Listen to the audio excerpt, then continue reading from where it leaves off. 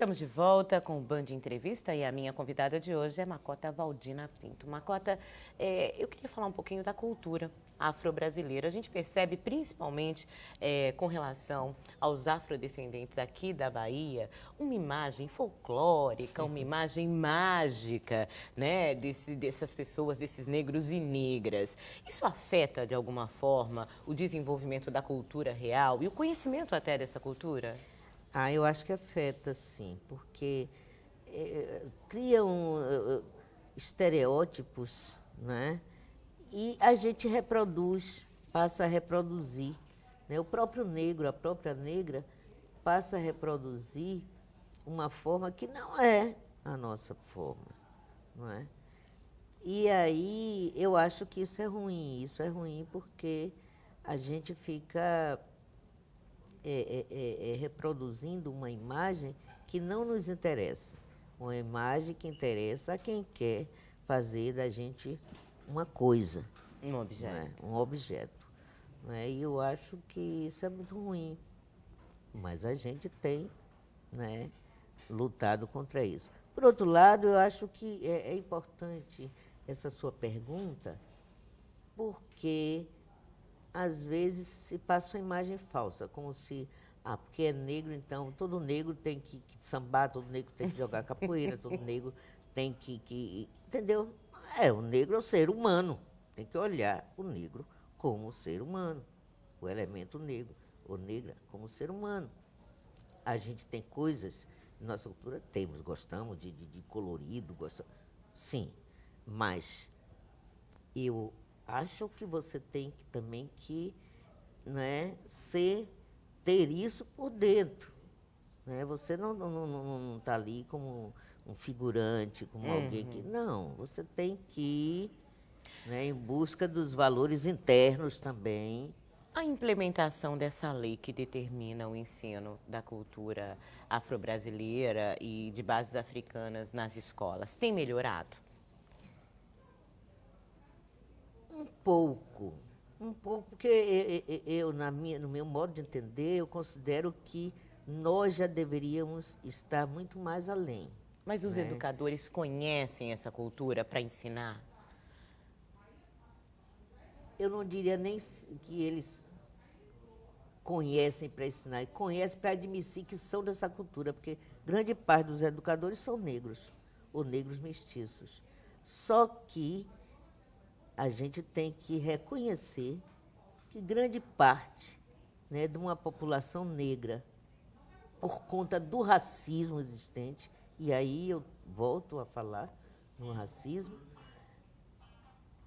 eles se olham no espelho e não querem enxergar aquilo que são. Né? Querem parecer algo que não são, pensando talvez que é melhor.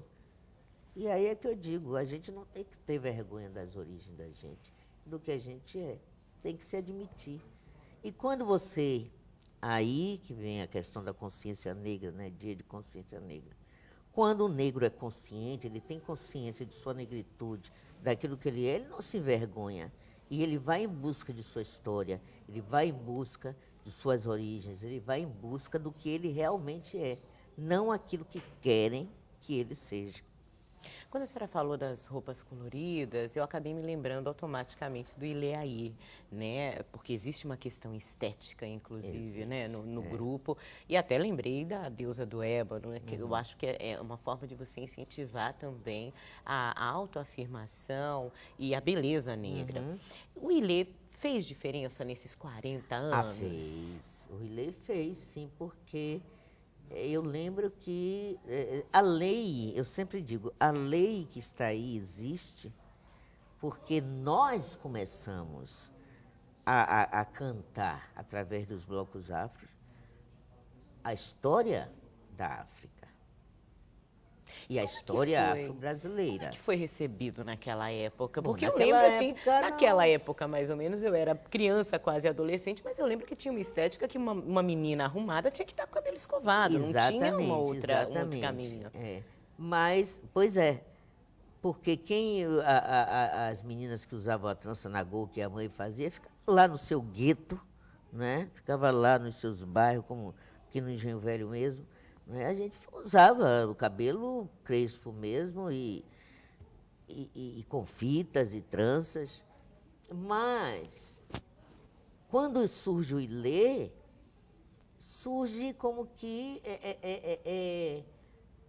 a vontade de cada negro, aquela negritude que estava, que a gente se sabia, já se sabia negro. Não começou a se saber a partir dali. Só que a gente começou a ter uma postura diferente, né? A gente começou a gostar de ser, a querer ser, né? Os homens que só usavam as camisas azulzinha claro, cremezinho, passa a usar vermelho, verde, colorido. Que havia um né? preconceito, inclusive, com relação a isso, né? A negro utilizar vermelho, por exemplo, eu lembro de ter ouvido isso quando homem pequena. usar camisa colorida, não usava. Então, isso a gente deve muito ao Ilê, sim. Com o surgimento do Ilê, surge um sentimento, um orgulho de ser negro, um jeito de gostar de ser negro. Isso é inegável. E de se saber mais sobre a África. Que a África, qual era a África? O que a gente sabia de África? Tarzan, Chita. Isso era a África. Os animais selvagens. E olhe lá. Né? A gente aprendia sobre Egito, mas ninguém falava, não, o Egito ninguém ligava. Para mim, Egito era um país que vivia solto dentro da terra, porque não fazia parte da África. Exato. Então, o Ilê, os blocos afros, né, na década de 70, 80, foram fundamentais para o que a gente é hoje. Porque isso foi que fez, foi pouco a pouco, né, forjando, formando, e a gente denunciando, e a gente lutando. E hoje a gente tem uma lei, e que essa lei começou a ser aplicada, eu digo isso, eu sou um testemunho, dou testemunho disso. Antes de lei, eu trabalhava essas questões com meus alunos pela minha consciência. Outros educadores também. Já já, o candomblé como uma religião moderna e de resistência. O Band Entrevista volta em instantes.